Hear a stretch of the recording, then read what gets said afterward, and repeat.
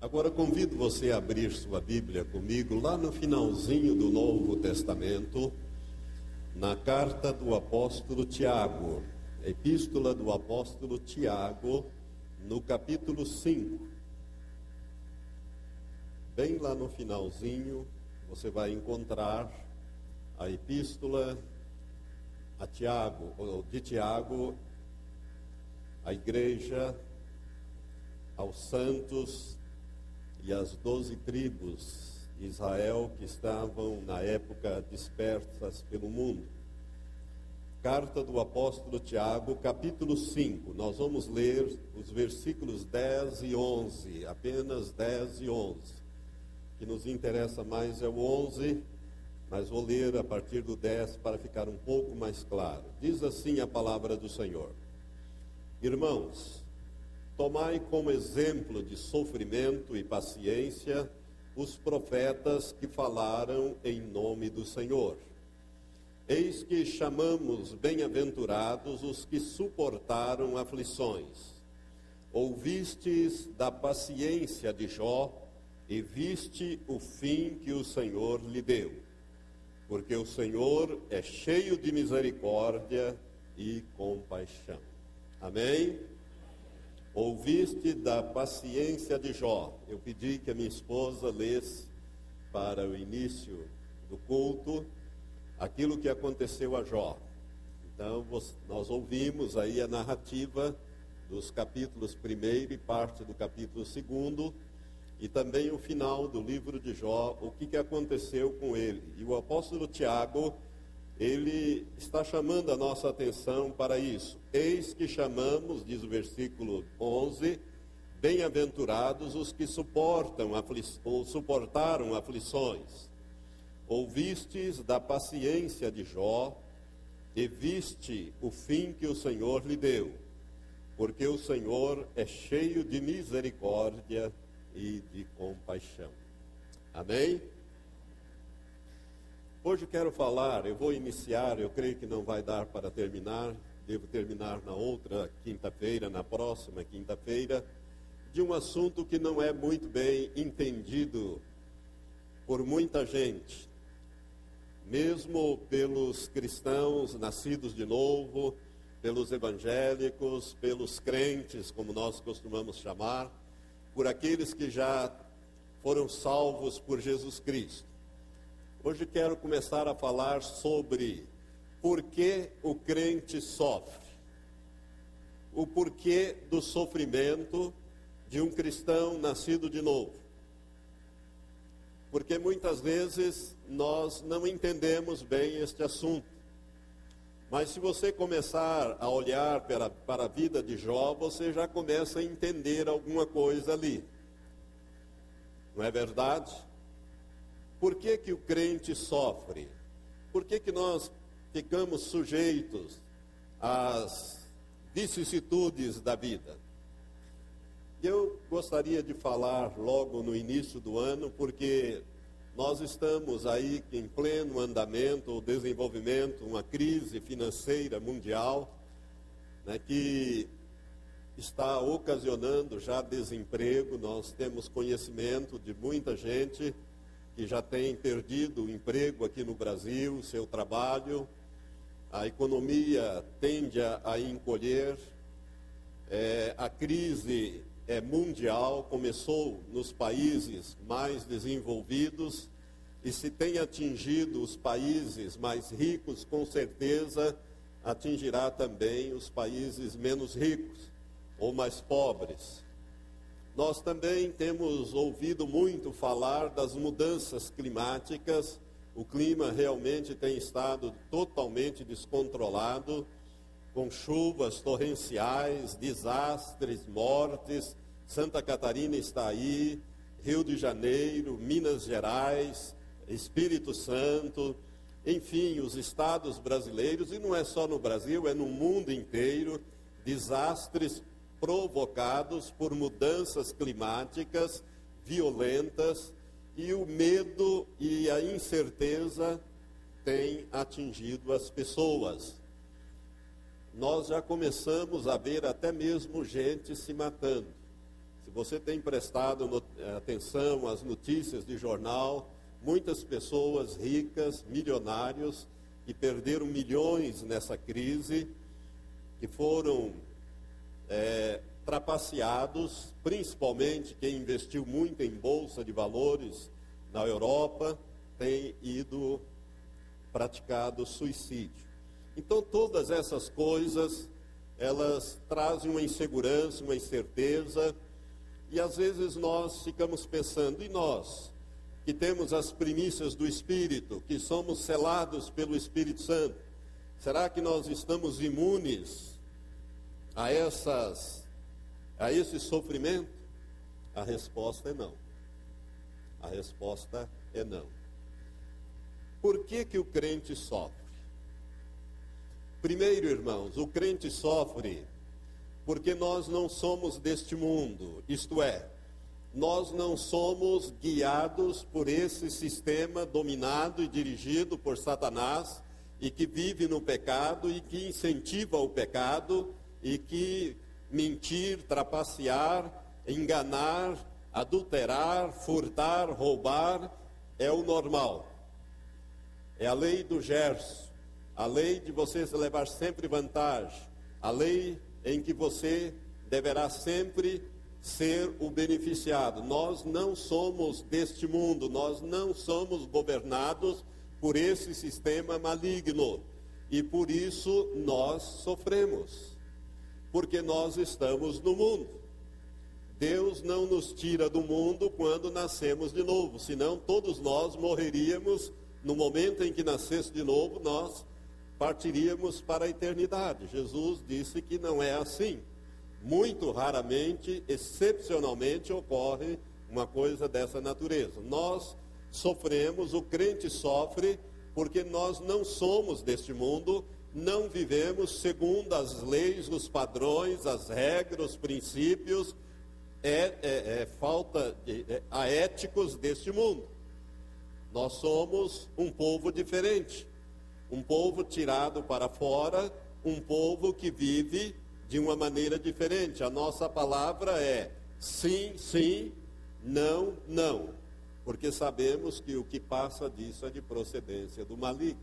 E muitas vezes nós sofremos as consequências de sermos fiéis à nossa fé, de falarmos a verdade, de sermos sinceros. Então, o crente, às vezes, ele passa por situações de sofrimento, de vicissitudes, né?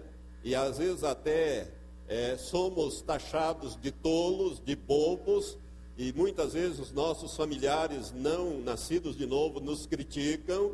Por quê? Porque nós não queremos viver e não vivemos segundo os padrões do mundo, porque nós não somos deste mundo, nós somos de um outro reino, nós pertencemos ao reino dos céus, nós estamos na família de Deus, e a nossa pátria, como diz as Escrituras, não é aqui, a nossa pátria está nos céus. Nós somos aqui peregrinos, estamos aqui peregrinando, estamos de passagem por aqui, e por isso nós sofremos como crentes nascidos de novo, porque esse sistema é dominado, é dirigido por Satanás através das pessoas que matam, roubam e fazem a obra do diabo, e nós vemos isso acontecer muitas e muitas vezes, e os cristãos serem atingidos, porque nós não somos deste mundo.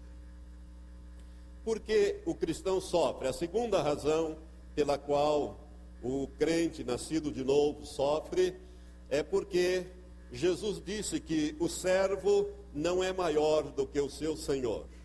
Gostaria que você abrisse em Mateus capítulo 10, quando Jesus faz esta afirmação. Mateus capítulo 10, Jesus diz aos seus seguidores, e nós somos seguidores dele.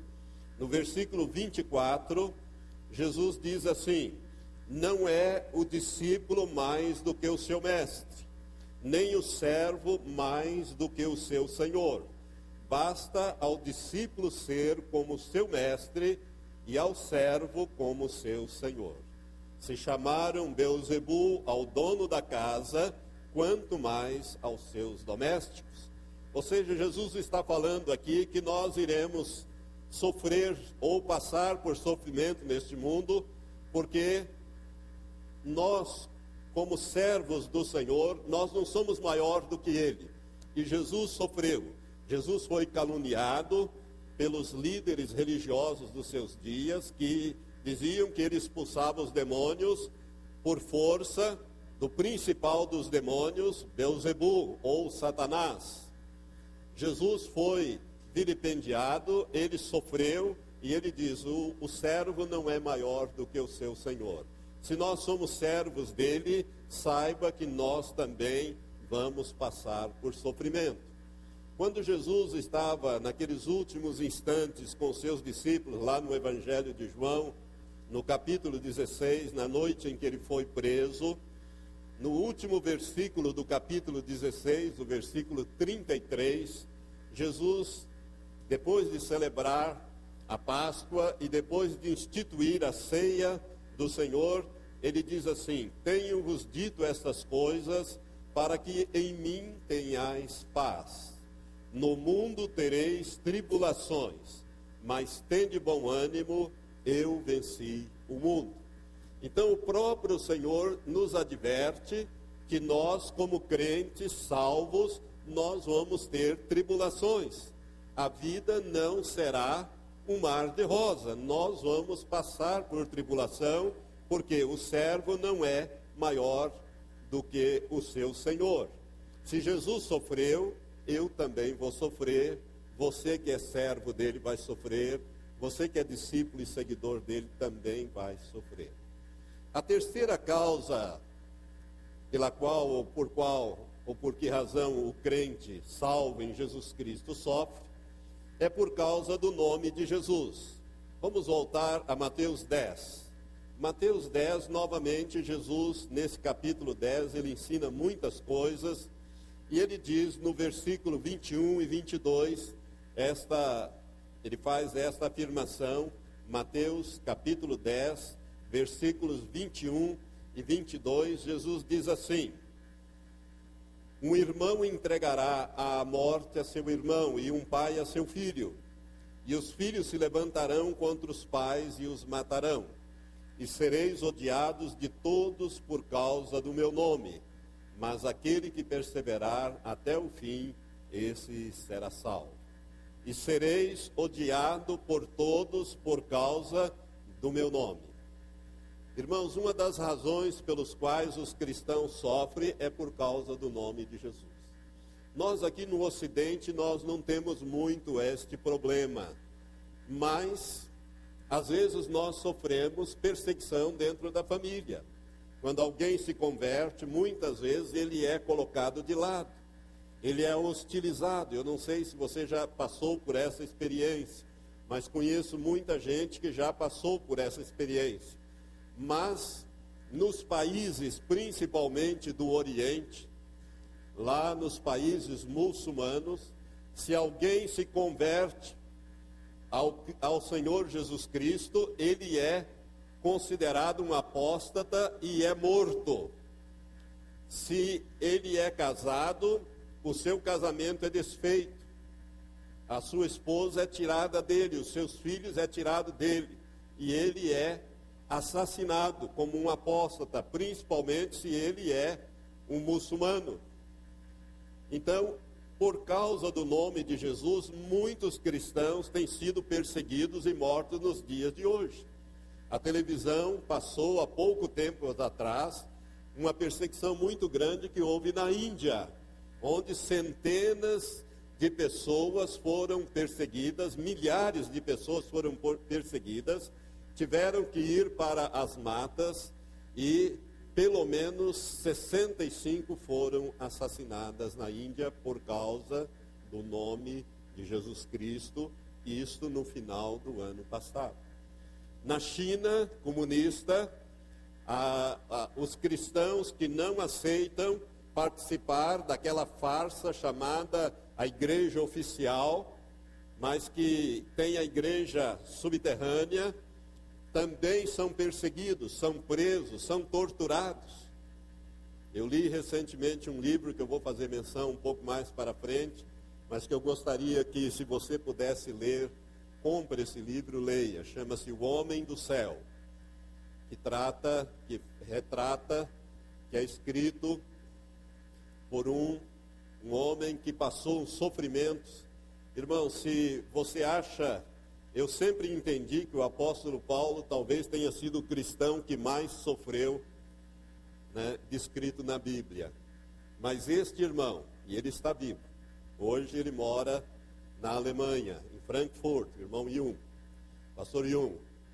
Este irmão, ele sofreu um sofrimento superior ao sofrimento físico que sofreu o apóstolo Paulo. Ele só não foi decapitado, como foi o apóstolo Paulo, que pagou com a própria vida a sua fé.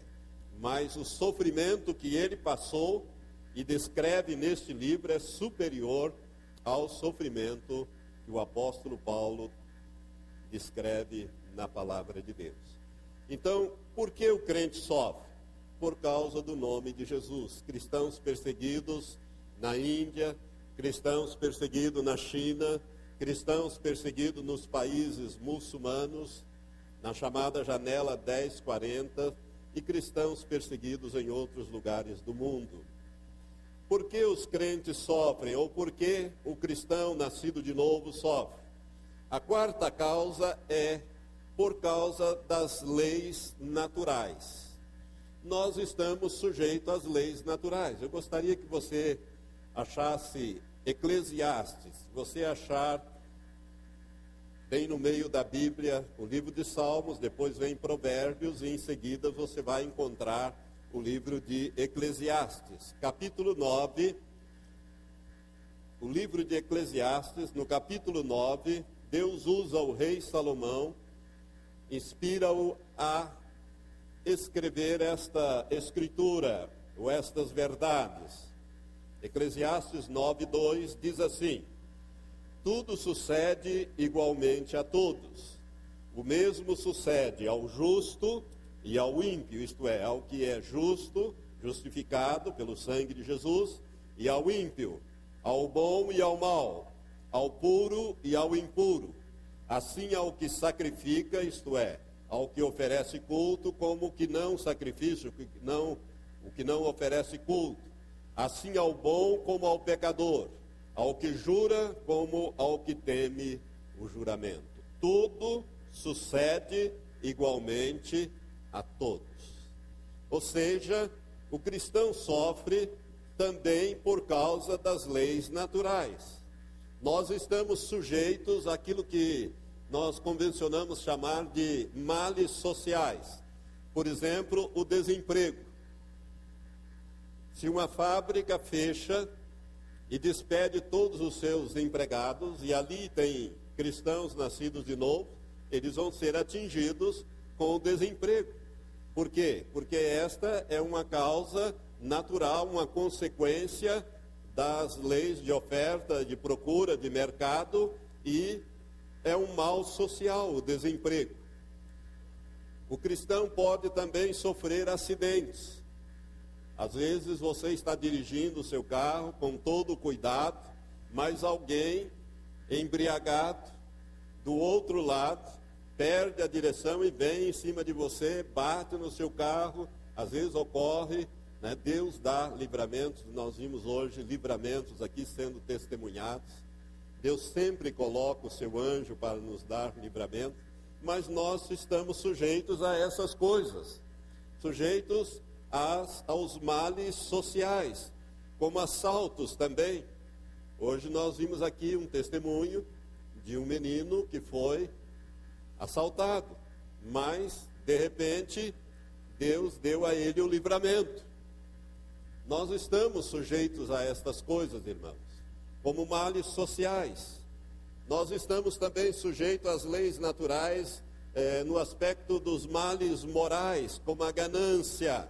Às vezes a ganância das pessoas nos prejudicam. A desonestidade, às vezes, das pessoas que nos cercam, que estão conosco, nos prejudicam. as maldades, as injustiças, os prejuízos. Nós estamos sujeitos a essas coisas, como também estamos sujeitos a sofrer as consequências das leis naturais, de causas naturais como chuvas, enchentes, desmoronamentos, como houve lá em Santa Catarina. Aquilo atingiu também pessoas nascidas de novo. Eu mesmo vi testemunho, dado num programa evangélico, de uma pessoa que é cristã, nascida de novo, e que sofreu a perda dos seus bens materiais naqueles deslizamentos que aconteceram lá em Santa Catarina, nas inundações, às vezes nos terremotos. Deus salva, livra a vida das pessoas, mas você perde, às vezes, coisas que você tem, que são levadas de roldão. Por quê? Porque nós estamos sujeitos às leis naturais ou às causas naturais, porque estamos aqui no mundo. Mas sempre lembrando que Deus põe sempre o seu anjo para nos dar a proteção e o livramento. A gente tem que observar isso também. Por que os cristãos nascidos de novo sofrem, pastor? A quinta causa é em razão da nossa falta de sabedoria. Às vezes, irmãos, nós agimos com falta de sabedoria. Tomamos decisões precipitadas. E decisões precipitadas, decisões erradas, decisões que vão nos causar mais tarde grandes aflições. Nós muitas vezes não paramos para refletir, não paramos para orar, não paramos para nos aconselhar, principalmente com nas nossas lideranças espirituais. Quantas vezes nós recebemos no gabinete para atender pessoas que chegam e contam uma história. Mas, irmão, por que você não veio falar comigo antes? Essas coisas não precisariam estar nesse estágio, nessa situação. Por que você deixou as coisas chegar? Por que você não veio tomar um conselho? Eu diria, não faça isto, não faça sociedade com esta pessoa, porque ele é ímpio, porque ele é isso, porque ele é aquilo. E Satanás vai usar essa situação para te afligir.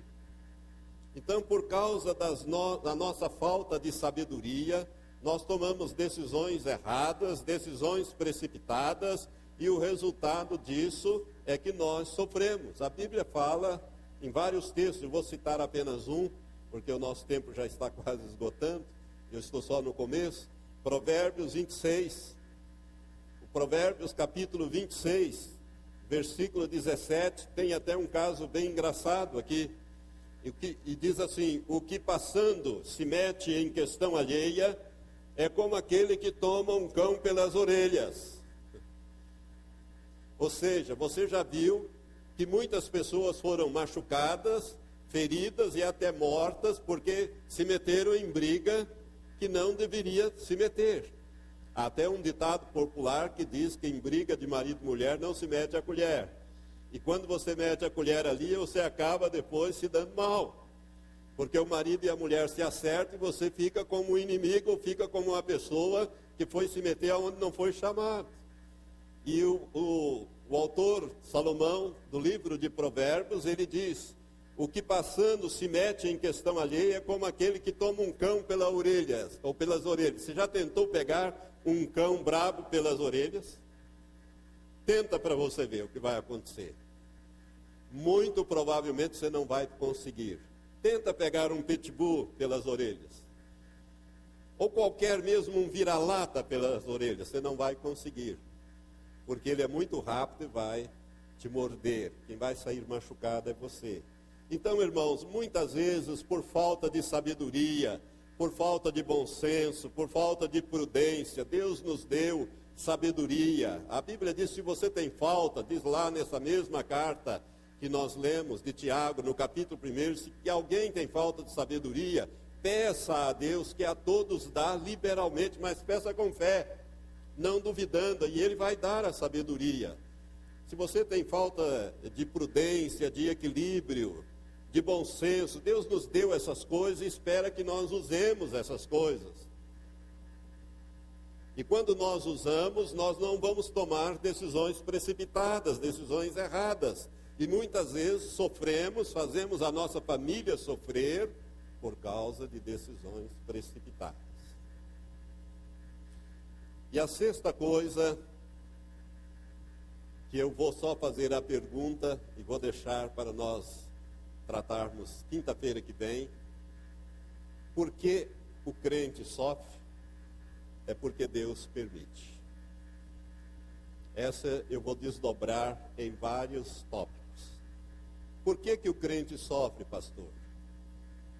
Muitas vezes porque Deus permite. Você viu na história de Jó, que Jó passou por toda aquela aflição porque Deus permitiu. Ô pastor, então Deus permite que a gente passe por aflições e por sofrimento? Sim, meu irmão. Sim, minha irmã. Nós não estamos imunes por essas razões que eu coloquei até aqui, mas às vezes Deus permite. Deus permite o sofrimento. Agora, a pergunta, e por que Deus permite, nós vamos responder na próxima quinta-feira. Eu gostaria que você estivesse aqui para você aprender algumas coisas muito importantes, através do exemplo, através do ensino da palavra de Deus. Deus permite, sim, que nós passemos por provações. Eu só quero ler para você Mateus, vamos voltar em Mateus 10, eu disse que o capítulo 10 de Mateus é muito rico. Jesus ensina ali acerca da sua missão, ele está falando aos seus discípulos. Mas o versículo 29 e 30, Jesus faz uma afirmação muito importante, que vem corroborar esta afirmação que eu estou falando agora, de que Deus permite que nós passemos por provações. Versículo 29 e 30, Jesus diz assim: não se vendem 2 passarinhos por um asse. Asse é uma antiga moeda romana que era de cobre ou de bronze e que tinha um valor insignificante. Era como se fosse assim os nossos centavos, né? Os nossos centavos. Não se vendem 2 passarinhos por 1 centavo, vamos dizer assim, e nenhum deles cairá em terra sem a vontade do vosso Pai. E até mesmo os cabelos da vossa cabeça estão todos contados. Não temais, pois, mais valeis vós do que muitos passarinhos. Deixa eu já adiantar, então, esta afirmação para você não ficar pensando, e agora, então, Deus permite? Então, se Deus permite, eu vou passar por dificuldade. Irmãos, Deus permite sim, e nós vamos ver por que Ele permite. Há uma razão para isso. Não sei se você percebe na experiência de Jó. A experiência de Jó deixou Jó muito mais próximo do Senhor. Se você quiser ver como isso é verdade, essas palavras saíram da própria boca de Jó. Se você quiser abrir para encerrar, no último capítulo de Jó, é só abrir no Salmo 1, você já tem o último capítulo de Jó, que é o capítulo 42. Então respondeu Jó ao Senhor: bem sei eu que tudo podes, e que nenhum dos teus propósitos pode ser impedido. Quem é esse que sem conhecimento obscurece o conselho? Por isso falei do que não entendia, coisas que para mim eram demasiado maravilhosas e que eu não conhecia. Ouve, pois, e eu falarei. Eu te perguntarei e tu me responderás. Agora veja o que Jó diz. Com os meus ouvidos eu ouvira falar de ti. Ou seja, Jó tinha informação de Deus. Mas agora te veem os meus olhos, pelo que me abomino e me arrependo no pó e na cinza. Agora Jó tinha revelação. Antes ele tinha informação sobre Deus. E por isso Jó agiu desta maneira. Agora, depois de toda aquela experiência, de toda aquela provação, Deus vira o cativeiro de Jó, vira a situação de Jó, acrescenta em dobro tudo que Jó tinha, né? Eu acho que a única referência que a Bíblia não faz aqui é a mulher de Jó, né? Porque ela foi usada lá como um instrumento na mão de Satanás para dizer: amaldiçoa o teu Deus e morre. É a única que não é mencionada aqui, mas Jó recupera em dobro tudo que tinha e vai viver ainda 140 anos e vai ver a sua descendência até a 4ª geração. Irmãos, isto é benefícios, é privilégio de um homem que é provado por Deus, que passa pelas provações. Por isso, não tenha medo de quando Deus permitir a provação na sua vida. Lembre-se do que Jesus disse: não se vendem 2 passarinhos por 1 centavo, e nenhum deles cairá na terra sem a vontade de vosso Pai. E até mesmo os cabelos da vossa cabeça estão todos contados. Não temais, pois, mais valeis vós do que muitos passarinhos. Entretanto, Deus permite que nós passemos por provações. Eu estou trazendo essa palavra porque eu sei que ela vai ajudar a vida de muitas pessoas. Sabe, irmãos, nós estamos entrando, como eu disse, num período em que o mundo está assustado. Há uma guerra no Oriente Médio que pode piorar ainda mais as coisas. Vocês sabem que todo o petróleo praticamente que o mundo usa vem desses países que estão no Oriente Médio, que odeiam Israel. E nós sabemos que Israel é o povo escolhido de Deus. E que Deus não se arrepende das suas escolhas. Deus não se arrepende dos seus dons. E que todas estas coisas estão previstas nas Sagradas Escrituras. É por isso que nós falamos no dia 31 aqui, acerca do Salmo 91. E meditamos com os irmãos acerca do Salmo 91. E ali no Salmo 91 nós temos as promessas do Senhor de proteção. 1000 cairão ao teu lado, 10.000 à tua direita, mas tu não serás atingido. Somente com os teus olhos verás a recompensa dos ímpios. Porque tanto me amou, também eu o livrarei. Pô-lo-ei no alto retiro, porque ele conhece o meu nome. Quando ele me invocar, estarei com ele na angústia. Livrá-lo-ei e o honrarei. E lhe darei longuras ou farturas de dias. É a promessa do nosso Deus. Entretanto, estarei com ele na angústia. Ou seja, nós podemos passar por essas situações. E se nós formos bem sinceros, irmãos, nós passamos até mais lutas muitas vezes do que o ímpio. Não é verdade? Porque nós temos um ferrenho inimigo. Mas nós temos uma diferença entre aquelas pessoas que não conhecem a Deus e nós. É que todas as lutas que nós passamos, nós saímos vencedores. Porque aquele que nos conduz, aquele que está em nós, é maior do que aquele que está no mundo. O ímpio, quando ele vê os seus milhões evaporarem na bolsa, ele mete uma bala na cabeça e vai para o inferno. O justo não faz isso, porque ele não está apegado às coisas materiais. O reino dele é dos céus. Ele ajunta tesouros nos céus e não na terra. Os princípios são outros. As leis que regem a vida do cristão são outras. Por isso nós podemos passar por provações e sofrimentos, mas nós sempre vamos ser vitoriosos no final das contas. Porque o Senhor sempre vai estar ao nosso lado para nos proteger. Lembre-se que nem mesmo um fio da sua cabeça vai cair sem que Deus permita que essa coisa aconteça. Que os passarinhos que voam só vão à morte quando Deus permite que as coisas aconteçam. Sabe, irmãos, Deus tem o controle de tudo. Aquela profecia que eu li no dia 31, falei de David Wilkerson, Deus encerra dizendo a David Wilkerson: que Ele tem o controle sobre todas as coisas. Não temas, porque eu tenho o controle sobre todas as coisas.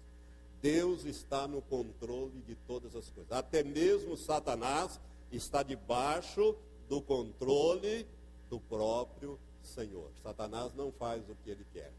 Deus, sim, faz o que ele quer. Amém? Então, por que o crente sofre? Por essas razões, porque nós não somos deste mundo, porque o servo não é maior do que o seu Senhor, por causa do nome de Jesus, por causa das leis naturais que nós estamos sujeitos, porque moramos neste mundo, estamos sujeitos, né? Por falta de sabedoria, muitas vezes tomamos decisões erradas, e também porque Deus permite. E este último tópico nós vamos desdobrá-los em vários na próxima ministração, se o Senhor assim nos permitir. Vamos ficar em pé?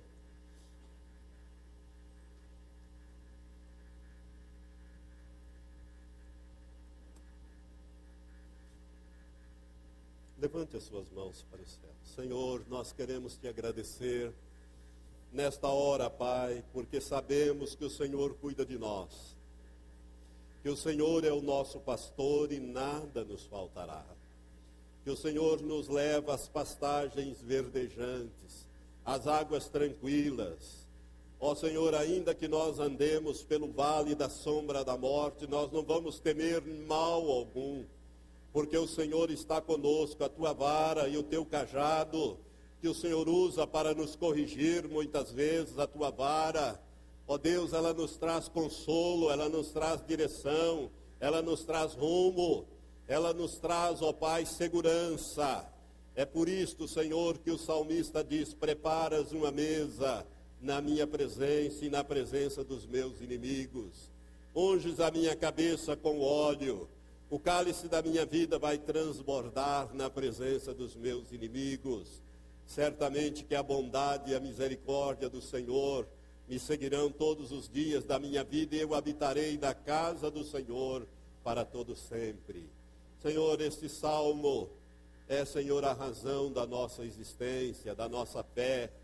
Ó Deus, nós somos realmente ovelhas do seu pastoreio. Por isto, Pai, nós queremos te pedir que esta palavra que começamos a ministrar nesta noite, que ela possa, Senhor, colar fundo no coração dos irmãos, para entender que em todas as situações nós haveremos de ser mais do que vencedores por aquele que nos amou. Ó Deus, porque o Senhor haverá de fazer com que todas as coisas concorram para o bem daqueles que te amam e nós te amamos, daqueles que foram chamados segundo o teu decreto, e nós fomos chamados. Por isso, ó Pai, nós queremos te pedir que desde agora o Senhor prepare o nosso coração para ouvir, receber e entender esta mensagem, Pai, para que possamos atravessar esse período difícil que virá, ou que está vindo sobre toda a terra, mas para atravessarmos, Pai, confiantes e vitoriosos, porque o Senhor é o nosso pastor e nada haverá de nos faltar. É assim que nós oramos e abençoamos o teu povo com esta palavra em nome de Jesus. Amém, Senhor. Nós queremos saudar a todos com a graça e a paz do Senhor Jesus. Amém. A você que está conosco, sintonizado na Rádio Ilustrada FM, como também pela internet, que está sintonizado conosco, quem sabe bem distante, até em outro continente, nós também queremos cumprimentá-lo com a mesma graça e a mesma paz do Senhor Jesus. Amados, nós estamos falando sobre um tema que começamos na última quinta-feira, sobre um tema difícil de entender e às vezes não bem compreendido e não bem ministrado, muitas vezes também não é bem explicado na igreja ou nas igrejas, e nós gostaríamos de continuar a falar hoje sobre este assunto. E o tema é por que o crente, ou por que o salvo, por que aquela pessoa nascida de novo sofre. Às vezes nós não achamos que somos super crentes, super homens, né? Que nós não temos que passar por sofrimento, por dores, por situações de dificuldades, uma vez que temos um Deus Todo-Poderoso como Pai, Jesus que tem todo o poder nos céus e na terra, como Ele mesmo declarou, como nosso Senhor e Salvador. Então por que às vezes temos que sofrer, temos que passar por experiências de sofrimento ou experiências desagradáveis?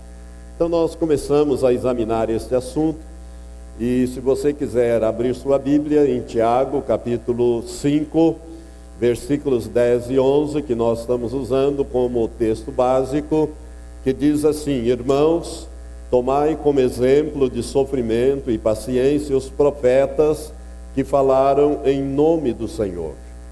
Eis que chamamos bem-aventurados os que suportaram aflições.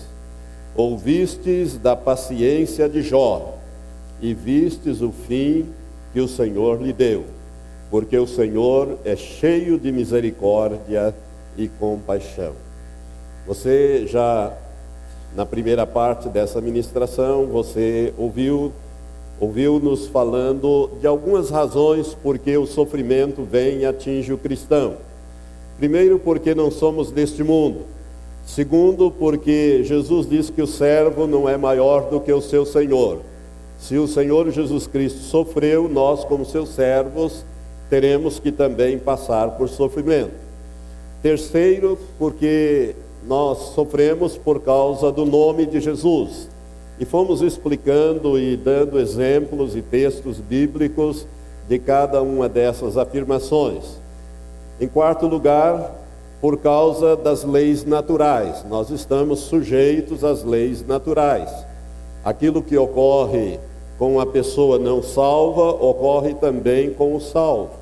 Nós estamos sujeitos às causas naturais, né, de acidentes, de chuvas, de inundações, enchentes, terremotos, também os males sociais como desemprego, assalto, males morais como injustiças, prejuízos, ganâncias. E em quinto lugar, nós já falamos, por falta de sabedoria nossa. Muitas vezes nós agimos de maneiras, tomamos decisões precipitadas, decisões erradas, e por isso padecemos.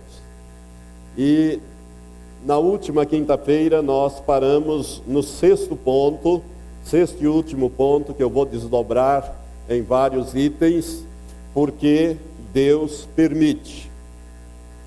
Nós sofremos porque Deus permite. O cristão sofre, a pessoa nascida de novo passa por sofrimento porque Deus permite.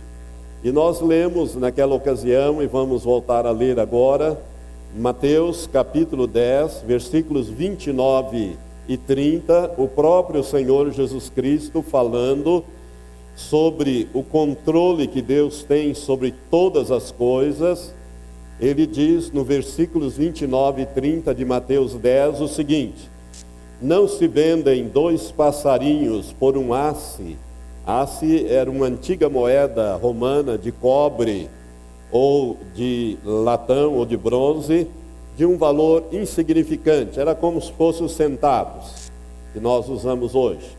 Não se vendem 2 passarinhos por 1 centavo, e nenhum deles cairá em terra sem a vontade de vosso Pai. E até mesmo os cabelos da vossa cabeça estão todos contados. Não temais, pois, mais valeis vós do que muitos passarinhos. Então, por que nós sofremos? É porque Deus permite o sofrimento. E aqui vem então a pergunta: e por que Deus permite o nosso sofrimento? Irmãos, Deus não tem prazer em nos fazer sofrer. Nós precisamos entender isso. É como um filho obediente. Você não vai corrigir um filho obediente. Se o filho está sempre pronto a obedecer aquilo que o seu pai fala, aquilo que o seu pai orienta, aquilo que o seu pai manda, aquilo que ele direciona, então aquele pai tem alegria sobre aquele filho e aquele filho está inteiramente obediente ao pai, não há necessidade de correção. Então, por que Deus permite o nosso sofrimento? Primeiro, para tratar com a nossa desobediência e com a nossa rebeldia. Diga assim, para tratar com a minha desobediência ou minha rebeldia.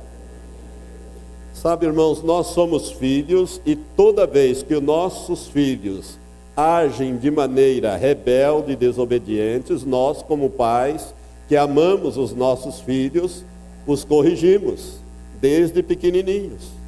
Eu vejo com a minha neta, vi isso com as minhas 3 filhas, tive que corrigir. Dói muito na gente, dói até mais na gente do que neles. Eu posso dizer isso como pai, que dói mais em nós, às vezes, termos que corrigir, às vezes severamente um filho, mas temos que fazer porque amamos. E Deus permite que passemos por dificuldades, por provações, porque Ele precisa tratar com a nossa desobediência e também com a nossa rebeldia. Há um livro na Bíblia, o livro de Juízes, é o 7º livro do Antigo Testamento, o 7º livro da Bíblia, que é um livro que conta essa história. Durante os 400 anos em que o povo de Israel, depois de ter saído do Egito, conquistado a terra de Canaã, e lá se implantado aquela terra que manava leite e mel, eles não tinham uma liderança. Então, cada um vivia conforme era o projeto de Deus, obedecendo a palavra de Deus, praticando e observando os seus mandamentos. Mas o resultado era que aquele povo, na medida em que aquelas lideranças antigas foram morrendo, Josué e todos aqueles que saíram do Egito morreram, o povo começou a desobedecer e a arrumar os seus deuses. E o resultado é que nós vamos ver no livro de Juízes uma situação mais ou menos assim. O povo pecava, Deus mandava a servidão, ou seja, os inimigos vinham, conquistavam, submetiam o povo à servidão, o povo gemia debaixo da servidão, até se lembrar de Deus, voltava-se para Deus, arrependia-se dos seus pecados, Deus levantava um líder, que era chamado juiz, né? E este então reunia ali forças, Deus ungia aquela pessoa e havia libertação. E aí começava a vida normal outra vez, adorando a Deus, até um certo ponto, quando a história voltava a ter um ciclo: pecado, servidão, arrependimento, libertação. Pecado, servidão, arrependimento, libertação. E nós vamos achar Jefité, nós vamos achar Débora e Baraque, nós vamos achar ali Sansão, nós vamos achar Gideão, como juízes que estão ali sendo usados por Deus, até Samuel, que foi o último dos juízes, quando então o povo pediu um rei, e Deus então ordenou que Samuel sagrasse a Saul como rei. Né? E a partir dali, então, eles tiveram o rei, que também não melhorou essa situação. Ao contrário, continuou. Então, irmãos, Deus tem que tratar com a nossa desobediência.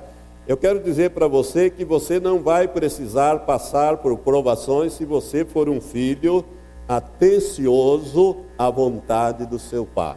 Se você seguir esta palavra 100%, praticá-la 100% na sua vida, Deus vai estar te abençoando, a menos que Ele tenha um propósito muito específico para você passar por certas situações, porque pode ser que você seja uma pessoa até obediente, uma pessoa que está servindo a Deus, mas Deus, como fez com Jó, Ele coloca a pessoa numa situação para ali usar aquela pessoa, conforme nós vamos ver mais para frente. Há um rei na história do povo de Judá, o rei que mais governou, que foi o rei Manassés.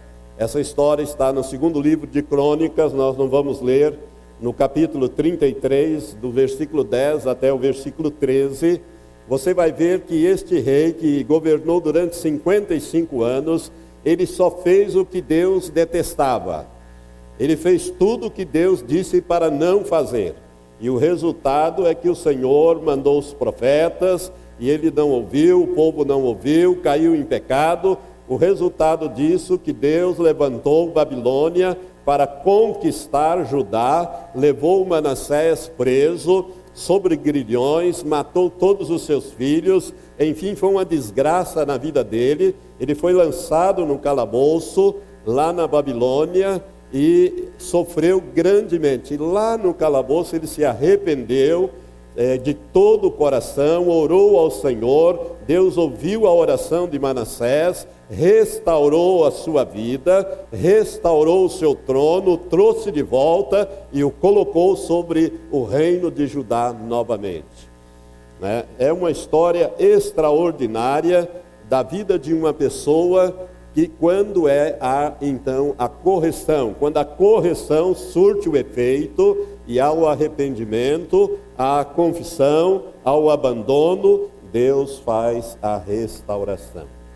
Então, por que os crentes ou os nascidos de novo, ou o cristão nascido de novo, sofre? Por que Deus permite o sofrimento? Então, irmãos, primeiro para Deus tratar com a nossa rebeldia e com a nossa desobediência.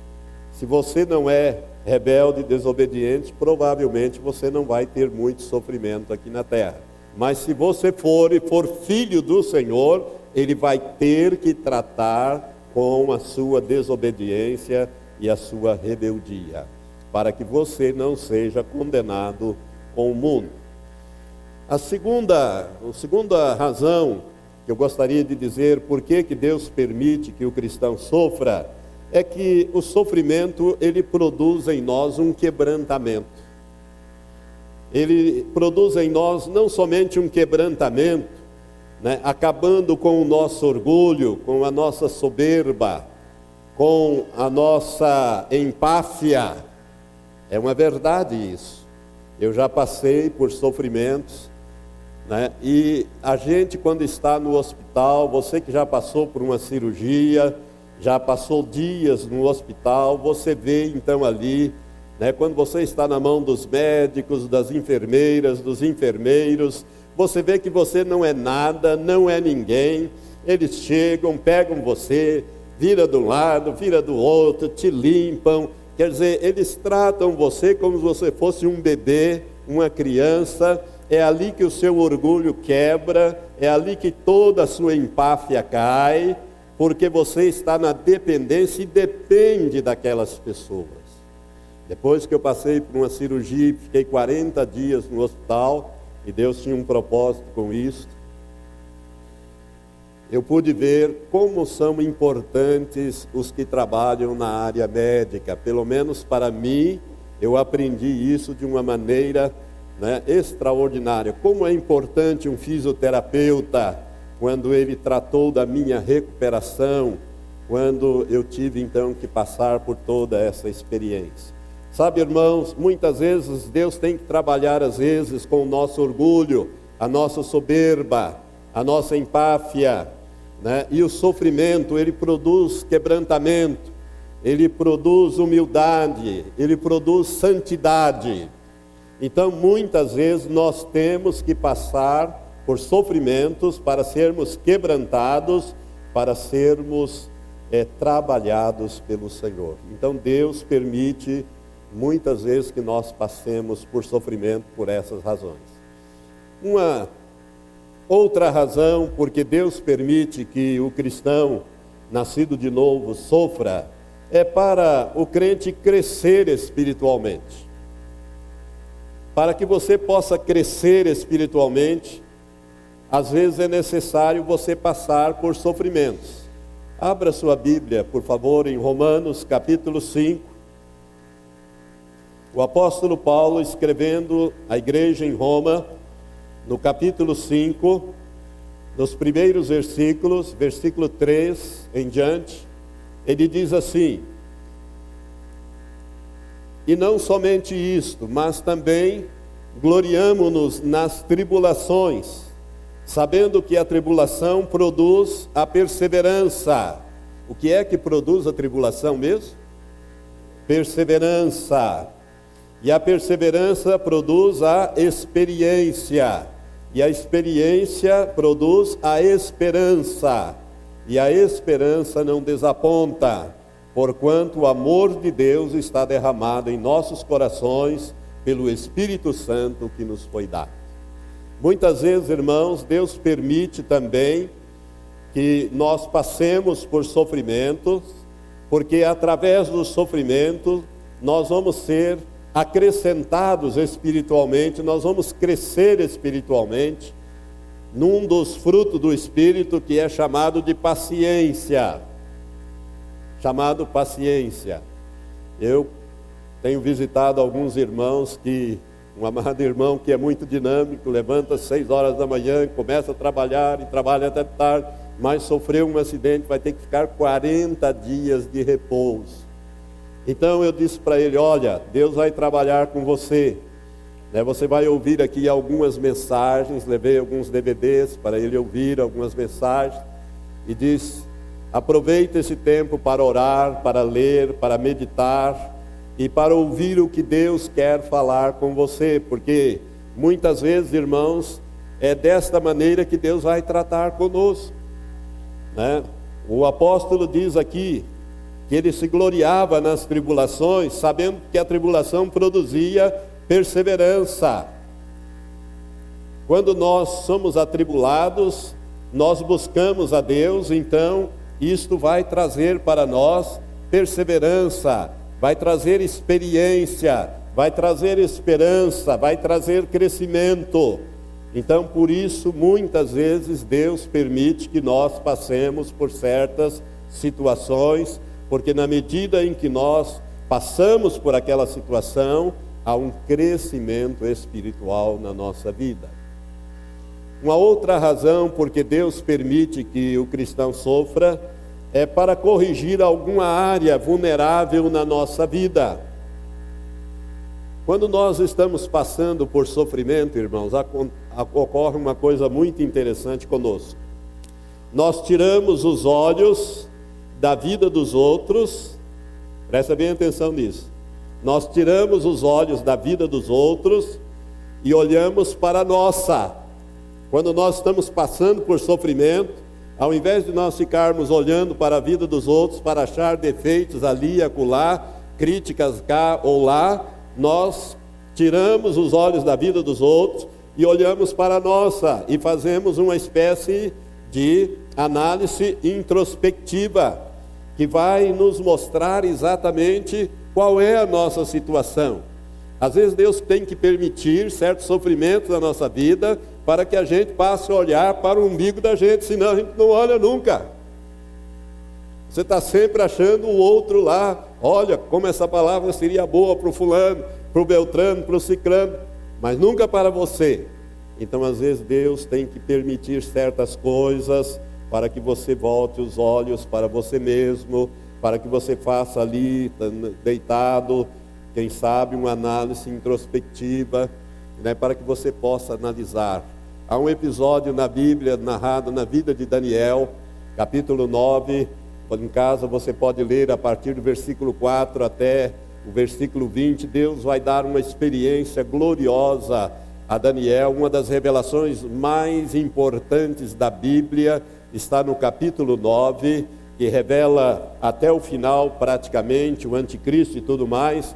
Mas a partir do versículo 4, quando Daniel começa a ler o livro do profeta Jeremias, ele descobre que o cativeiro da Babilônia, para onde ele fora enviado ainda adolescente, como prisioneiro, iria durar 70 anos. e que esse tempo estava terminando. Então Daniel começa a buscar, a orar, a confessar o seu pecado, o pecado do povo, e a clamar diante de Deus, e Deus envia o anjo Gabriel para trazer a resposta em uma revelação estupenda. Então, quando nós somos afligidos, quando nós estamos em dificuldade, muitas vezes Deus nos leva a ver o nosso pecado, como Daniel viu o seu pecado e o pecado do seu povo, e pôde interceder, reconhecendo que Deus estava 100% certo e o povo estava 100% errado, e por esta razão é que eles estavam sofrendo naquele cativeiro que já estava durando 70 anos. Uma outra razão que a Bíblia mostra porque é que Deus permite o sofrimento do salvo é para a revelação dos seus mistérios e também da glória de Deus.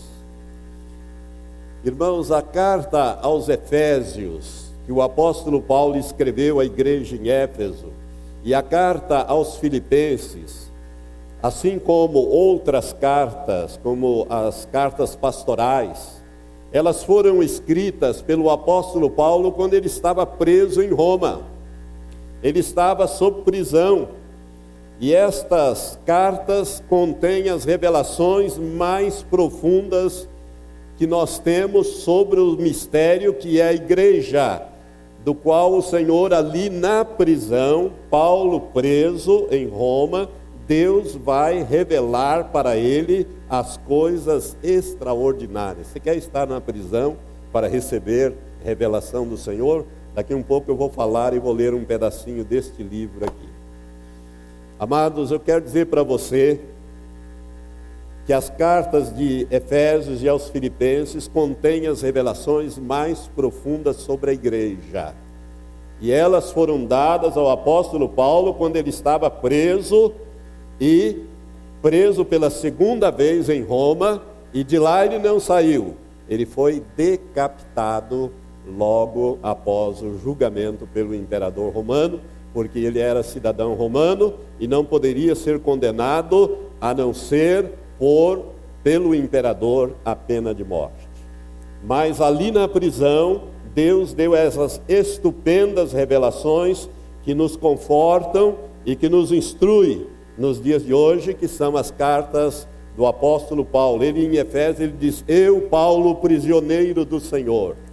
Também em Filipenses ele fala que ele estava sob prisão e que alguns pregavam o evangelho de uma maneira distorcida para lhe causar aflição. Paulo estava preso em Roma quando ele foi decapitado, quando ele escreveu essas duas revelações que o Senhor lhe deu. Também Deus permite esses sofrimentos na vida de muitos dos seus servos, não só para revelar os mistérios, mas também a sua glória. O apóstolo João estava na ilha de Patmos, exilado na ilha de Patmos, praticamente sofrendo, um homem já de mais de 90 anos, quando Deus deu a ele a maior de todas as revelações proféticas da Bíblia, que foi o livro do Apocalipse. O livro do Apocalipse foi dado para um homem que estava exilado, preso, exilado, numa ilha muito ruim, com uma condição de vida muito ruim, ali na ilha de Patmos.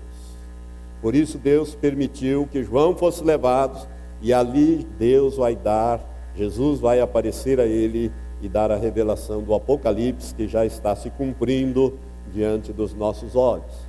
E se você olhar para o livro de Atos, Atos dos Apóstolos, que é logo antes, um pouquinho para trás, se você olhar para o capítulo 7, o primeiro mártir do cristianismo, no versículo 55, que foi Estevão, o primeiro mártir do cristianismo, no momento em que ele estava sendo apedrejado, ele viu a glória de Deus.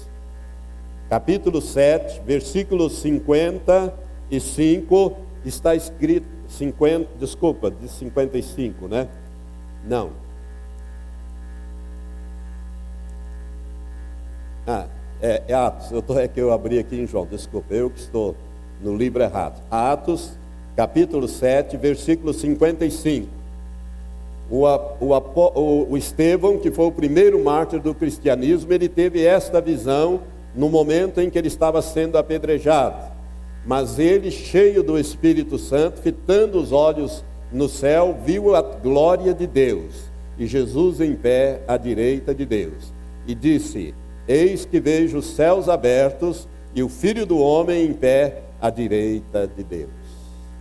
Nesse momento de extrema dificuldade na vida deste homem, que foi o primeiro mártir do cristianismo, ele viu Deus e Jesus em pé e viu a glória de Deus, que os céus se abriram sobre ele. E ele teve essa visão e ele morreu ali, mas viu antes a glória de Deus e o lugar para onde ele estava sendo levado. Então, muitas vezes Deus permite que o cristão sofra, para que através desse sofrimento ele manifestar os seus mistérios e também a manifestação da sua glória. Uma outra razão porque o crente pode sofrer é para que ele possa ter uma maior autoridade espiritual. O apóstolo Paulo, em 2 Coríntios, capítulo 12, versículos de 1 a 10, que nós não vamos ler por falta de tempo, mas você pode ler depois, 2 Coríntios, capítulo 12, versículos de 1 a 10, ele fala sobre uma experiência que ele teve, um arrebatamento que ele teve, que ele foi até o terceiro céu. E quando ele estava lá, ele ouviu coisas extraordinárias que sequer lhe era dado referir. E por causa dessas extraordinárias revelações, para que ele não se ensoberbecesse, lhe foi colocado um espinho na carne, um mensageiro do diabo, para o esbofetear 3 vezes ao dia. E ele orou ao Senhor e pediu: Senhor, tira de mim este espinho na carne, esse mensageiro do diabo. Mas Jesus disse: não, a minha graça te basta, porque o meu poder se aperfeiçoa na tua fraqueza.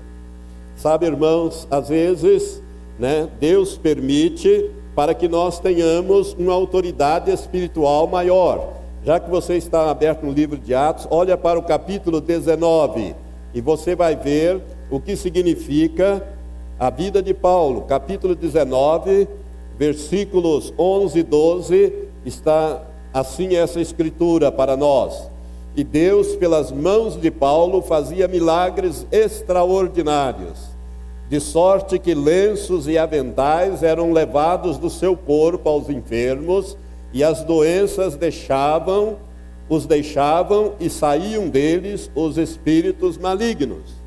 Paulo sofreu por causa do Evangelho, mas esse sofrimento, na fraqueza, Deus capacitou Paulo com uma autoridade espiritual extraordinária para operar o poder de Deus. Irmãos, eu gostaria de dizer para você que às vezes Deus permite o sofrimento do cristão, e nós vemos isso. Volte aqui no capítulo 4, ou melhor, em Atos capítulo 12. Você vai ver aqui no capítulo 12, em Atos capítulo 12, um milagre que Deus fez libertando Pedro. Mas se você olhar para o começo desse capítulo, você vai ver que naquele mesmo tempo o rei Herodes estendeu a mão sobre alguns da igreja para os maltratar, e matou a espada Tiago, irmão de João. O apóstolo Tiago foi morto a mando de Herodes, que era irmão do apóstolo João. E a Bíblia diz, a partir do versículo, que logo em seguida ele mandou prender Pedro. Versículo 4 diz: e havendo prendido, e vendo que isso agradava, no versículo 3, aos judeus, continuou mandando prender também a Pedro. Eram os dias dos pães ázimos. E havendo-o prendido, lançou na prisão e entregou a 4 grupos de soldados, cada um para o guardarem, tencionando apresentá-lo ao povo depois da Páscoa. Pedro, pois, estava guardado na prisão, mas a igreja orava com insistência a Deus por ele. Ora, quando Herodes estava para apresentá-lo, naquela mesma noite estava Pedro dormindo entre 2 soldados, acorrentados com 2 cadeias, e as sentinelas diante da porta aguardavam a prisão. E eis que sobreveio um anjo do Senhor, e uma luz resplandeceu na prisão. E ele, tocando o lado de Pedro, despertou, dizendo: levanta-te depressa. E caíram-lhe das mãos as cadeias. Disse-lhe ainda o anjo: cinge-te e calça as tuas sandálias. E ele o fez. Disse-lhe mais: cobre-te com a tua capa e segue-me. Pedro, saindo, seguia, mesmo sem compreender que era real o que se fazia por intermédio do anjo, julgando antes que era uma visão. Depois de terem passado a primeira e a segunda sentinela, chegaram à porta de ferro que dá para a cidade, a qual se lhe abriu como que por si mesma. E tendo saído, passaram uma rua, e logo o anjo se apartou dele. Então Pedro, tornando a si, disse: agora sei verdadeiramente que o Senhor enviou o seu anjo e me livrou da mão de Herodes e de toda a expectativa do povo dos judeus. Depois que assim refletir, foi à casa de Maria, mãe de João, que tem por sobrenome Marcos, onde muitas pessoas estavam reunidas e oravam. Quando ele bateu ao portão do pátio, uma criada chamada Rode saiu a escutar, e reconhecendo a voz de Pedro, de gozo não abriu o portão, mas correndo para dentro anunciou que Pedro estava lá fora. Eles lhe disseram: estás louca? Ela, porém, assegurava que assim era. Eles então diziam: é o seu anjo. Mas Pedro continuou a bater, e quando abriram, viram-no e pasmaram. É interessante que eles estavam orando, e quando o milagre aconteceu, eles quase que não acreditavam. Mas ele, acenando-lhes com as mãos para que se calasse, contou-lhes como o Senhor o tirara da prisão, e disse: anunciai isto a Tiago e aos irmãos. Tiago já havia morrido. E saindo, partiu para outro lugar.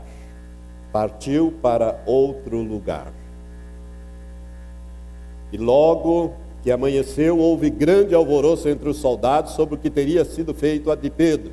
E Herodes, tendo-o procurado e não o achando, inquiriu as sentinelas e mandou que fossem justiçadas.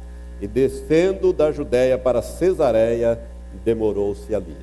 Aqui nós temos, irmãos, Pedro estava numa expectativa de morte.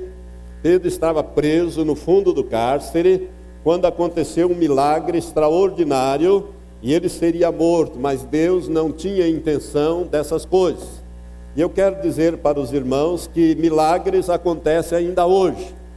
Eu reconheço, e nesses dias que nós estamos vivendo, isso tem acontecido. Eu recomendo este livro para toda a igreja, para quem quiser comprar e ler. É da editora Betânia, chamada O Homem do Céu.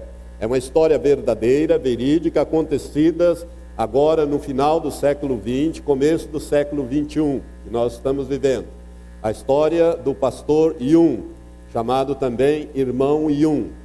Este irmão, como eu disse um outro dia, ele sofreu tanto quanto o apóstolo Paulo nas prisões da China.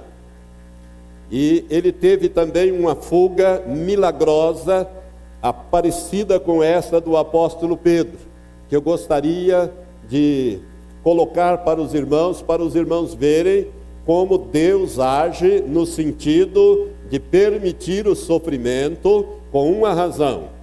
Porque esse irmão, quando ele esteve preso 3 vezes, e na primeira vez ele fez um jejum. O Senhor o levou a jejuar durante 74 dias, 73 ou 74 dias. Ele não comeu e nem bebeu água. Isto foi um milagre. Isto aí houve um impacto naquelas prisões que os irmãos não podem imaginar.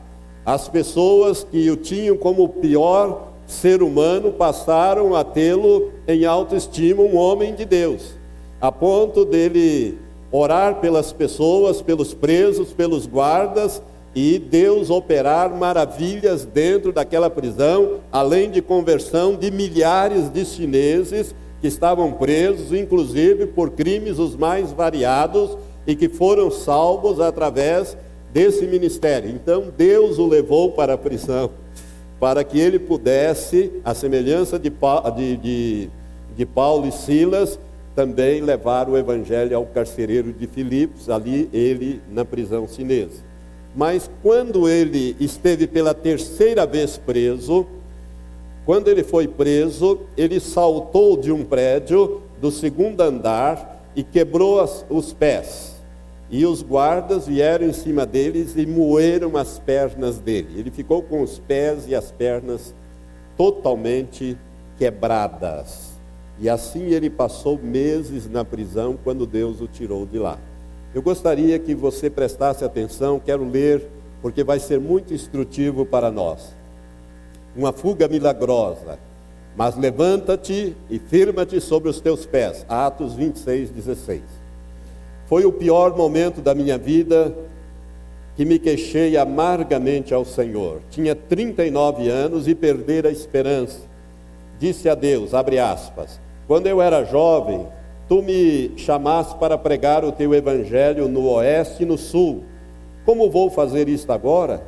Estou plantado aqui nessa prisão com as pernas trituradas e resignado a apodrecer aqui até o dia da minha morte. Jamais voltarei a ver a minha família. Tu me enganaste. Fecha aspas. Corriam boatos sobre o que iria acontecer conosco. Ele havia sido preso com vários líderes.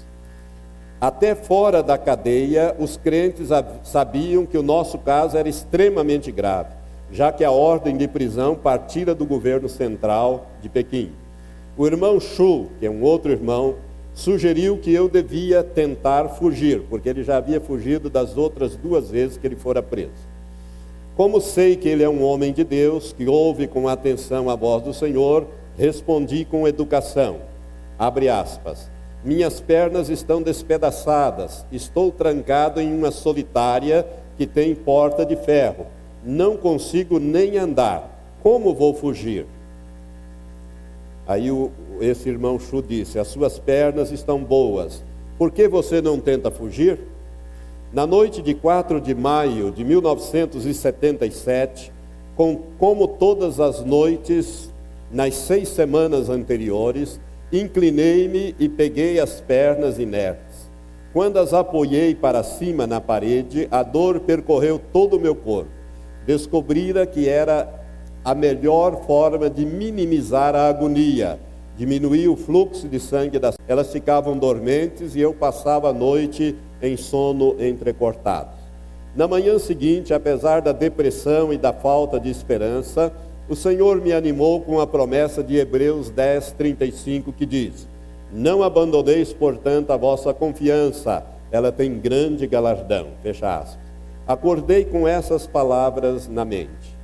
Enquanto a cadeia voltava aos poucos à vida, comecei a ler o livro de Jeremias. O Senhor relacionou o texto aos meus sofrimentos e à minha situação de maneira muito pessoal e poderosa. Foi como se o Espírito Santo falasse diretamente a mim através da sua palavra. Abre aspas. Os meus olhos derramam lágrimas de noite e de dia e não cessam, porque a virgem, filha do meu povo, está profundamente golpeada, de ferida muito dolorosa. Acaso já de todo rejeitastes a Judá? Ou aborrece a tua alma a Sião? Por que nos feriste e não há cura para nós?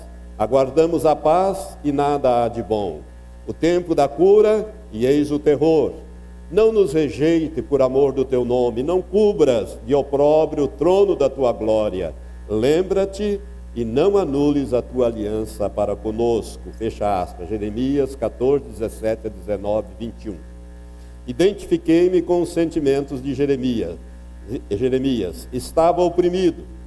Parecia que o Senhor me abandonara e me deixaria apodrecendo na prisão. Fazendo eco ao profeta, clamei, abre aspas, ó Deus, por que me afligiste até o ponto em que não há mais cura? Esperei a paz, mas nada de bom aconteceu. Por favor, Senhor, não me despreze, fecha aspas.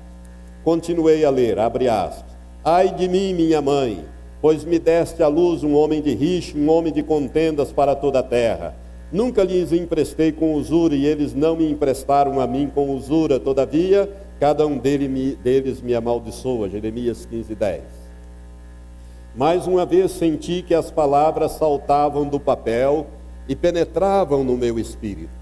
Foi um momento de grande santidade para mim, como se o próprio Deus Todo-Poderoso tivesse descido à minha cela para falar comigo face a face. Todo o sofrimento que eu guardara no meu íntimo jorrou diante do Senhor. Comecei a soluçar, abre aspas, Senhor Jesus, sou exatamente como Jeremias. Todos se voltaram contra mim e me amaldiçoou. Não suporto mais. Cheguei ao fim das minhas forças. Fecha aspas. Chorei tanto que os meus olhos ficaram inchados. Meu Senhor me consolou como um pai amoroso que segura o filhinho no colo. Com o versículo seguinte, transmitiu-me confiança. Abre aspas.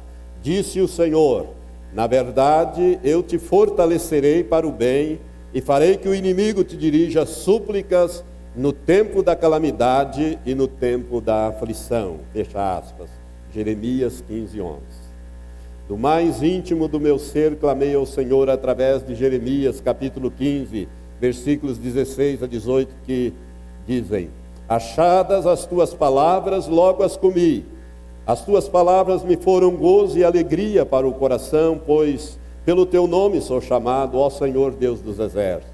Nunca me assentei na roda dos que se alegram, nem me regozijei, oprimido por tua mão. Eu me assentei solitário, pois já estou de posse das tuas ameaças. Por que dura a minha dor continuamente e a minha ferida me dói e não admite cura? Serias tu para mim como um ilusório ribeiro, como águas que me enganam? Fecha aspas. Perguntei várias vezes qual o motivo de tanta dor. Não aguentava mais, meu coração estava abatido e eu prestes a desistir. Novamente a palavra de Deus veio, trazendo-me uma admoestação severa e uma promessa, abre aspas. Portanto, assim diz o Senhor, se tu te arrependeres, eu te farei voltar e estarás diante de mim. E se apartares o precioso do vil, serás a minha boca. E eles se tornarão a ti, mas tu não passarás para o lado deles. E eu te porei contra este povo como forte muro de bronze. Eles pelejarão contra ti, mas não prevalecerão contra ti, porque eu sou contigo para te salvar, para te livrar deles, diz o Senhor. Arrebatar-te-ei das mãos dos iníquos e livrar-te-ei das garras dos violentos. Jeremias capítulo 15, 19 a 21. Assim que acabei de ler esses versículos, recebi uma visão poderosa, embora estivesse bem acordado. Vi minha esposa assentada ao meu lado. Ela acabara de sair da cadeia e preparava alguns remédios. Com amor, tratou das minhas feridas. Fiquei muito animado e perguntei a ela, você saiu da prisão? Ela, por sua vez, perguntou, por que você não abre a porta de ferro? Antes que eu pudesse responder, ela saiu do quarto e a visão acabou. O Senhor falou comigo, abre aspas, chegou a hora da tua salvação, fecha aspas. Entendi imediatamente que a visão fora do Senhor e que era para eu tentar fugir. Minha cela solitária dividia a parede com a do irmão Shu e alguns outros crentes. Havíamos combinado um sinal. Quando alguém estivesse com um problema e precisasse de uma oração especial, bateria 2 vezes na parede. O irmão Shu ouviu quando bati. Chamei o guarda, que se aproximou da porta e perguntou o que eu queria. Falei, preciso ir imediatamente ao banheiro. Como me carregar era obrigação do irmão Shu, porque ele não andava, ele estava com as pernas todas destruídas. Como me carregar era obrigação do irmão Shu, o guarda abriu a porta da cela dele e o chamou para me levar ao banheiro. Toda vez que um prisioneiro saía da cela, os guardas trancavam o portão de ferro que ficava no corredor para não haver a menor chance de fuga. Do outro lado do portão, uma escada levava aos andares inferiores. Mesmo quem passava pelo primeiro portão continuava completamente trancado. O portão abria para deixar entrar os de fora, mas era impossível abrir pelo lado de dentro. Cada andar da prisão era protegida por um portão de ferro. Normalmente ficavam 2 guardas ao lado de cada um, de modo que, para chegar ao pátio da prisão, eu teria que cruzar 3 portões de ferro, um por andar, e passar por 6 guardas armados. O irmão Chu aproximou-se da minha porta. Assim que me viu, ordenou: você tem que fugir. Então voltou à cela dele e pegou a escova de dente e a toalha para que os guardas pensassem que ele também iria usar o banheiro. Quando voltou, repetiu em tom sério: Yun, você tem que fugir. Eu estava apenas de cueca, então vesti a calça o mais rápido que consegui. Começa a observar que ele começa, irmão, a agir aqui, ele está curado e nem percebe. Vesti a calça o mais rápido que consegui. Havia copiado versículos do Evangelho de João e da primeira epístola de Pedro em uma longa tira de papel higiênico. Enrolei a palavra de Deus em torno da cintura como um cinturão da verdade e orei: Senhor, tu me mostraste que tenho que fugir desta prisão. Obedecerei agora e tentarei fugir. Mas se os guardas atirarem em mim, por favor, recebe a minha alma em tua morada celeste. Fecha aspas. Fazia mais de 6 semanas que minhas pernas haviam sido esmagadas. O mínimo peso sobre ela me causava agonia tremenda. Contudo, eu cria que Deus me mostrara 3 vezes que era para eu tentar fugir, através da palavra, da visão e do irmão Chu. Aprendi que, quando Deus nos manda fazer alguma coisa, não há tempo para discutir nem para raciocinar, seja qual for a situação em que estejamos enfrentando. Quando temos certeza de que Ele mandou agir, como foi o caso dessa vez, a única opção é a obediência cega. Desobedecer mostra que pensamos mais, ser mais sábios e que sabemos conduzir nossa vida melhor do que Ele. Faltavam poucos minutos para as 8 horas da manhã do dia 5 de maio de 1977. Pela perspectiva humana, era o pior horário possível para fugir. Havia muito movimento em toda a cadeia e todos os guardas estavam a postos.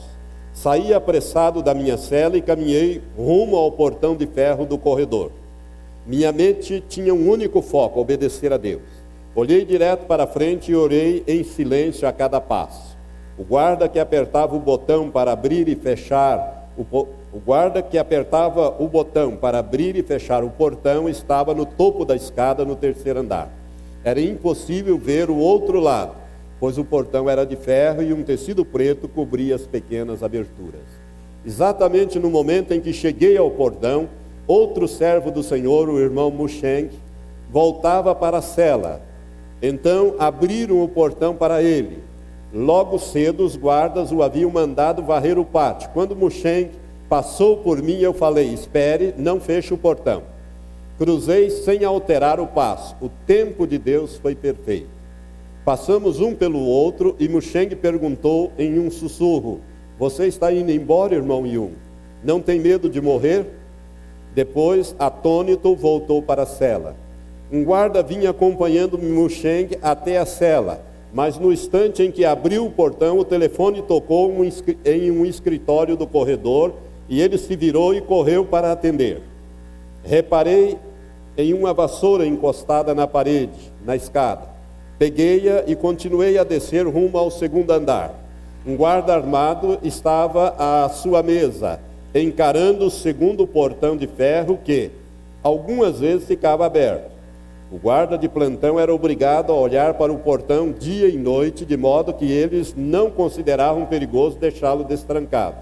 Naquele momento o Espírito Santo falou comigo, abre aspas: vá agora, o Deus de Pedro é o seu Deus, fecha aspas. O Deus de Pedro é o seu Deus. Ele está se referindo a esta visão aqui. De alguma forma o Senhor cegou o guarda. Ele olhava diretamente para mim, entretanto, não teve a mínima percepção da minha presença. Achei que ele iria falar alguma coisa, mas ele continuou com o olhar fixo através de mim, como se eu fora invisível. Ele não me disse nenhuma palavra sequer. Passei e não olhei para trás. Sabia que poderia receber um tiro pelas costas a qualquer momento. Continuei pedindo ao Senhor em silêncio que recebesse o meu espírito, certo de que estava vivendo meus últimos instantes neste mundo. Prossegui descendo as escadas, mas ninguém me impediu, e nenhum dos guardas me dirigiu a palavra. Cheguei ao portão principal que dá para o pátio, e o encontrei aberto. Era estranho, pois costumava ser o que mais ficava trancado. Sempre havia 2 guardas posicionados ao lado do primeiro andar, do portão do primeiro andar. Um do lado de fora e o outro do lado de dentro. Mas por algum motivo eles haviam saído e o portão estava aberto. Livrei-me da vassoura que trouxera do terceiro andar e saí para o pátio. A luz brilhante da manhã me fez estremecer. Cruzei com vários guardas no pátio, mas ninguém falou comigo. Então saí pelo portão principal da prisão, que por algum motivo estranho também estava completamente aberto. Meu coração saltava. Estava na rua, na frente da prisão de segurança máxima, Xinghu número 1. Fiquei sabendo depois que ninguém nunca tinha fugido de lá. Imediatamente um táxi amarelo parou perto de mim e o motorista, um homem que deveria ter menos de 30 anos, abriu a porta do passageiro e perguntou: para onde o senhor vai? Entrei e respondi: preciso chegar ao meu escritório o mais rápido possível. Por favor, vamos depressa. Disse a ele o endereço de uma família cristã que eu conheci em Xinghu, e nos afastamos da prisão. Falei que gostaria que ele evitasse engarrafamentos e que não deveria parar por motivo nenhum. Parece que tudo aconteceu em apenas alguns instantes. Foi como um sonho. Eu não tinha certeza se era verdade mesmo. Não sei como Deus fez isso, nem porque todos os portões de ferro, sempre trancados, estavam abertos para mim. Naquele instante, só sabia que me encontrava em um táxi e que nos dirigíamos para a casa de meus amigos. Ao chegar, pedi ao motorista para esperar um pouco. Desci e fui pedir dinheiro emprestado para pagar a corrida. Subi as escadas até o apartamento do terceiro andar e toquei a campainha 2 vezes. Uma das filhas olhou pelo olho mágico e me reconheceu imediatamente. E disse: irmão Yun, você foi libertado do hospital? Ela queria dizer prisão. E ficou empolgada. Deixei o hospital, mas não segui os procedimentos normais. Será que vocês podem me emprestar dinheiro para eu pagar o táxi? Pedi-lhe. A alegria dela era tão grande que se esqueceu de abrir a porta. Voltou finalmente e me deu o dinheiro. Desci as escadas correndo e paguei o motorista. A preciosa família cristã me recebeu com carinho em sua casa. Uma das filhas contou: faz mais de uma semana que toda a igreja está em jejum e oração por você e pelos seus companheiros. Ontem o Espírito Santo disse para minha mãe daquela menina, abre aspas, vou libertar o Yun e o primeiro lugar aonde ele virá será a sua casa. Vai ficar um pouquinho e orar com vocês, fecha aspas. Meus pais falaram que deveríamos nos preparar para a sua chegada e arrumamos um esconderijo para você. Ninguém mais sabe, só nós. Minha mãe já preparou alimentos e roupas. Vamos, troque de roupa e vamos levá-lo para lá. Oramos juntos e eles me deram uma bicicleta. Um dos membros da família foi na garupa mostrando o caminho com muita esperteza. Passamos por vielas estreitas para fugir das barreiras que a polícia estava montando nas ruas principais para me pegar. Quando dei a primeira pedalada, foi que percebi que Deus havia curado os meus pés e as minhas pernas. Estivera tão absorto em obedecer e me preparar para receber um tiro que nem notei que havia sido curado. Não senti nenhum poder passar por mim. Do dia em que despedaçaram as minhas pernas com o cacetete até o dia em que fugi, minhas pernas ficaram inertes e pretas. Não conseguia ficar de pé e muito menos caminhar. O máximo que conseguia fazer era me arrastar por uma distância bem curta, agarrando na parede. Mais tarde, o irmão Mushenk me contou que eu caminhava normalmente quando nos encontramos no terceiro andar. Então parece que o Senhor me curou enquanto eu estava ainda na cela. Fui pedalando e me lembrando da palavra de Deus, que diz em Hebreus 12:13: fazei caminhos retos para os pés, para que não se extravie o que é manco, antes seja curado. Hebreus 12:13. Assim que chegamos ao esconderijo, os céus se abriram e uma nuvem torrencial lavou toda a cidade de Zenghu. O vento uivou, sacudiu as janelas e carregou bicicletas. Desabou uma verdadeira tempestade. Ainda era manhã, mas o céu escureceu. Entrei no esconderijo e fiquei sozinho. Uma família amada cuidou de mim como anjos cuidariam. Haviam sempre um deles, dia e noite, à porta para me guardar. Depois, amigos cristãos me contaram que haviam visto na televisão a notícia da minha fuga. A Polícia de Segurança, o Departamento de Segurança Pública e soldados do Exército Popular de Libertação foram mobilizados para me encontrar. Vasculharam todas as casas em Zenghu, puseram barreiras nos principais cruzamentos de rodovia e inspecionaram todos os veículos. Colocaram guardas no aeroporto e nas estações de trens e de ônibus. Usaram cães farejadores, mas tudo foi em vão. Eu estava seguro no refúgio de Deus. A tempestade atrapalhou as autoridades e apagou todas as pistas que deixei na fuga. Deus me fez lembrar de uma visão poderosa que eu tivera 13 anos antes, durante o jejum de 74 dias. Foi 74. Quando vi uma série de portões de ferro se abrindo em sequência. Naquele momento, tantos anos depois, ele cumpriu a promessa. Fiquei maravilhado com a bondade e fidelidade de Deus para comigo. Até hoje considero minha fuga da prisão a experiência mais espantosa da minha vida. Naquela noite, dormi como um recém-nascido nos braços do Senhor. Glória a Deus. Milagres acontecendo em 1997.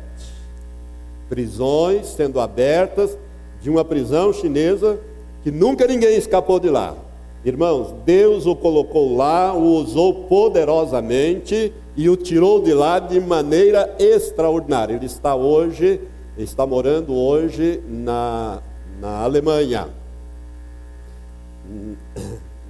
uma das principais cidades da Alemanha, que está me faltando o nome agora. E este irmão tem sido usado poderosamente pelo Senhor. Deus depois tem mais outras experiências extraordinárias, levou a família dele para lá, né? Os filhos deles nasceram, ele estava na prisão, né? Foram dias de dificuldades. É um apóstolo moderno, um homem do céu. E esse título, Homem do Céu, é porque ele gritava quando as pessoas vieram prendê-lo pela primeira vez e perguntaram quem é você, para ele avisar os outros. Para fugir, ele dizia: eu sou um homem do céu, eu sou um homem do céu, eu sou um homem do céu. E aí ele ficou sendo conhecido como o homem do céu. Mas o que ele queria fazer era avisar os cristãos que estavam numa outra casa para que eles pudessem fugir, como de fato aconteceu. Irmãos, por que Deus permite o sofrimento? Porque Deus é glorificado, Deus usa-nos no sofrimento. O apóstolo Paulo, Deus usou ali, ele pregou quando ele esteve na prisão, antes de ser morto, a toda a guarda pretoriana, Filipenses 1, 12 e 13, ele deu testemunho, né? Nós vemos também que nós conquistamos as maiores vitórias nos maiores sofrimentos.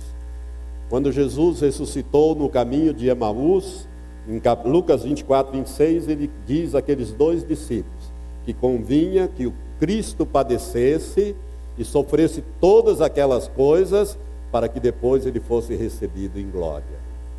Não é? E Filipenses 2, versículos 5 a 11, diz que Jesus esvaziou-se de si mesmo, assumiu a forma humana, né? E morreu a morte de cruz, e por isso Deus o exaltou soberanamente e o fez Senhor e Cristo, e lhe deu um nome que é sobre todo nome, para que ao nome de Cristo se dobre todos os joelhos dos que estão nos céus, na terra e embaixo da terra. Amados, terminando. Quero lembrá-lo do que a Bíblia diz, em 1 Coríntios 10, versículo 13. 1 Coríntios 10, versículo 13 diz assim: Não vos sobreveio nenhuma provação senão humana, mas fiel é Deus, o qual não deixará que sejais provados ou tentados acima do que podeis resistir.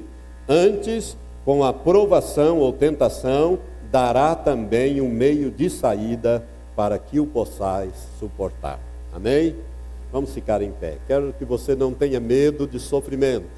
Seja ele de que ordem for, seja ele físico, seja ele financeiro, seja ele familiar, seja ele de enfermidade, não tenha medo. É uma oportunidade de Deus agir na sua vida. E através da sua vida, fazê-lo crescer, levá-lo mais para perto dele, torná-lo uma pessoa mais preparada para herdar o reino de Deus e ser usado por ele aqui. Se você quiser, compre esse livro, vale a pena ler esse livro. É um livro que você lê, e não quer parar mais de ler. O Homem do Céu, editora Betânia. Vamos orar agora. Pai, eu quero te agradecer, Senhor, por esses testemunhos maravilhosos. Ó Deus, que nós ouvimos hoje, ó Pai, aqui, das pessoas que foram libertas, que foram protegidas, que foram guardadas. Ó Pai, e o estudo da Tua Palavra que nos mostra que nós não devemos temer o sofrimento, porque o Senhor dará o meio de saída. E, Senhor, não só na experiência de Pedro, na experiência de Paulo, na experiência de tantos, ó Pai, mas também na experiência do pastor Yun, ali da Coreia, que hoje está em Frankfurt, ó Pai, com a sua família. Mas, Pai, o Senhor tem operado maravilhas ali na China. Ó Deus, milagres poderosos, convertidos, ó Pai, milhões de pessoas ali através da igreja subterrânea. Ó Pai Santo, é exatamente na perseguição que nós descobrimos o ouro, separamos o ouro, ó Pai, das impurezas. Por isso, ó Pai, eu quero te pedir que o Senhor esteja preparando esta igreja para ser uma igreja, Senhor, missionária, uma igreja vitoriosa, aproveitando, ó Pai, toda a liberdade que nós temos para testemunharmos do Evangelho, porque virá a noite quando ninguém mais vai poder trabalhar. Jesus, o Senhor falou essas coisas, e virá mesmo um tempo de dificuldade, um tempo difícil, um tempo de perseguição, Pai.